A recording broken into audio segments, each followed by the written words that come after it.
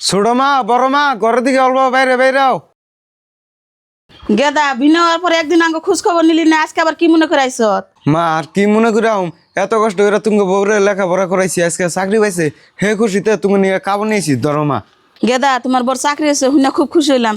একটা কাপড় তোমার বড় মাই পিনবো নি, আর একটা কাপড় আমি পিনবো নি। দে মর্জিনা গেদা কি কাপড় নিয়ে এসছে।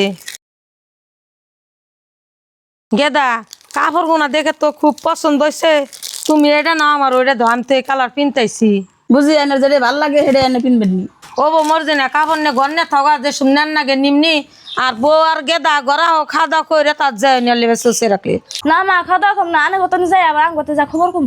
ও মা থাকো তাহলে আমরা যাই, তোমরা যাইও। আহো পিঞ্জিরা, তুমি তো এনে বই রয়েছ, আমি কামে যাই, আজকে কামের পয়সা আই না, আমি বাজার থেকে মিষ্টি আনমনি পুরো পাড়ায় বিলিয়ে দিম। ও বাজান মিষ্টি না আনলে চলতো না, দোয়ান বাসেন তাহলে নিহান গে যান। এমনি করে কথা কওকে, তুমি চাকরি পাইছ খুশি হয়ে তো পাড়ার ওর আগে মিষ্টি দেন নাগে। ও তুমি থাকো আমি যাই। যাই কামে গেছে তো ভালো হয়েছে, গরিব না থেকে সংসার করে খাবো, আগে যারা ভালো পাইতাম তাহাতে তাও জাম কামি।